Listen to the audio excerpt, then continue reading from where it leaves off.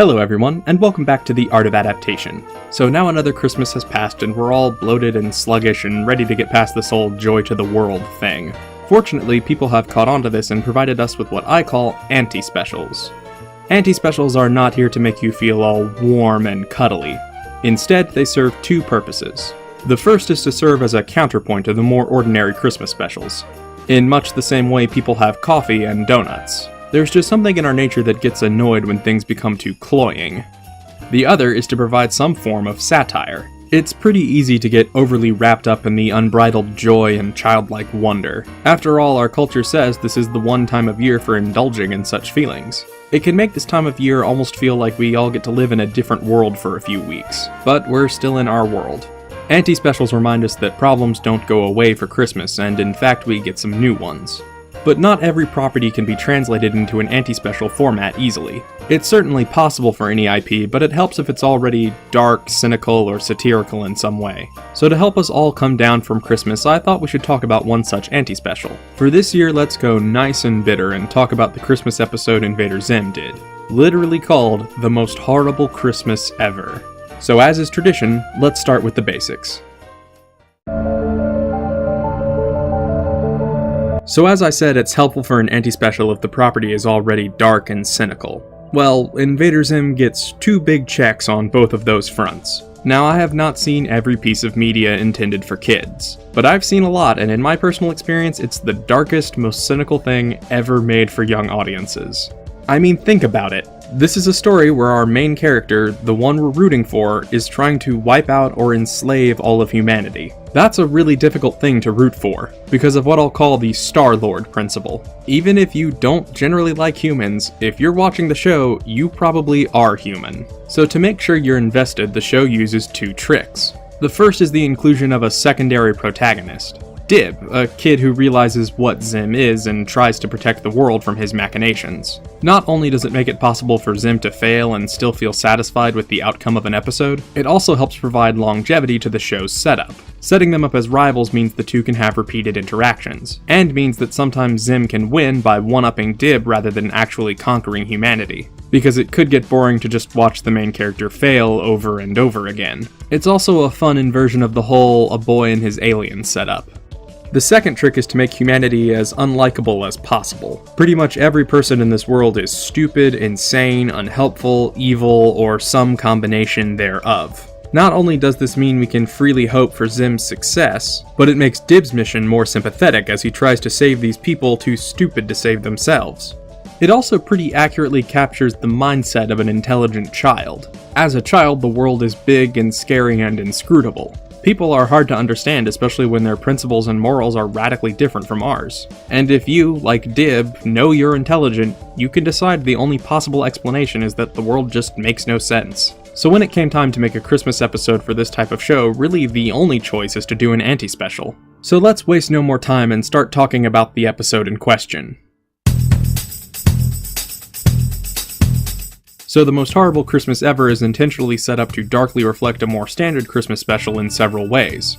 For one thing, the episode contains the framing device of the jolly snowman telling us the story. Only the snowman is a malfunctioning robot 2 million years in the future, and we see the corrupted Santa robot from the main story is still around and annually tries to wipe out humanity, showing that all that hope for the future stuff we talk about around Christmas is bullshit, because the future is still bizarre and terrifying. The episode also makes sure to always depict Christmas imagery as subtly off and menacing.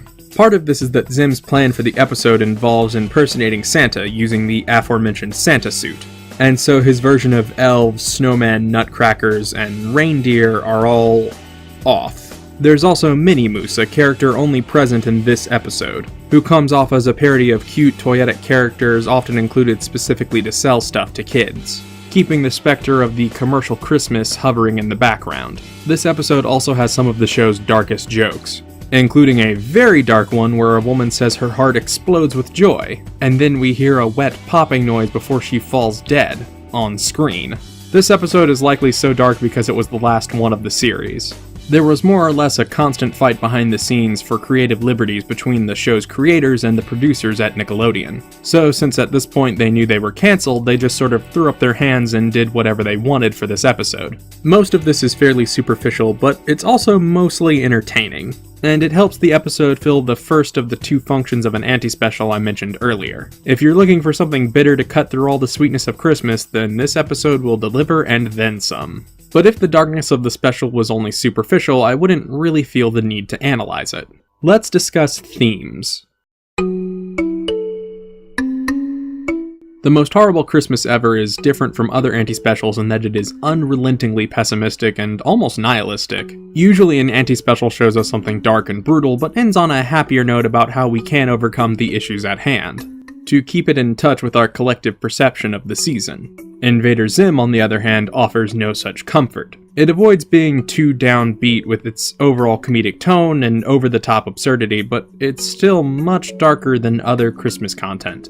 So in the show, Zim discovers what Christmas is and decides to co-opt it for his own gain. Right off the bat, the show demonstrates how disgustingly easy it is to co-opt pleasant imagery to use for nefarious means. Zim never learns anything about Christmas that is more than skin deep at best. When he begins impersonating Santa, everything he says is wrong. But he's fat, and he's in a red suit, and he says ho ho ho. And that's enough to fool pretty much everybody. You see, where most specials are trying to show the best of humanity, this one is more interested in the worst. And not in an Ebenezer Scrooge way. The curmudgeon having to learn their lesson and embrace all the good Christmas can do is a pretty common setup for a Christmas special. In fact, it's the central concept for two of the most popular ones.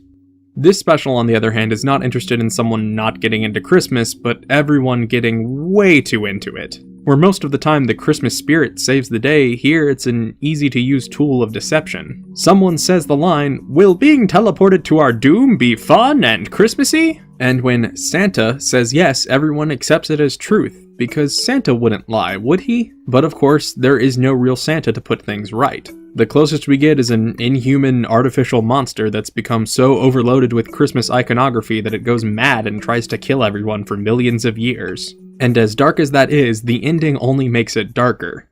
After the corrupted Santa is defeated and thrown into space, Dib gives a heartfelt speech about what's really important during Christmas, and how we can't let our love blind us to the machinations of those who would use this thing we love to nefarious ends. It even plays the sappy revelation music one would expect from a more traditional Christmas special. And everyone seems to learn their lesson, until Zim shows up dressed as the Easter platypus, and everyone falls for it again without ever considering the lesson they literally just learned. This ending is why The Most Horrible Christmas Ever ranks as the most anti of anti-specials to me. It pretty openly and harshly condemns the childlike wonder and innocence we crave at this time of year as fabrications, and espouses cynicism and skepticism as more worthy values to pursue, which is pretty fitting for this show. So as we come down from our collective Christmas high, I think it's worth considering this view, even if you disagree.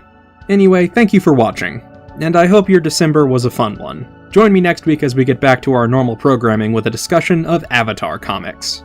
See you guys next year.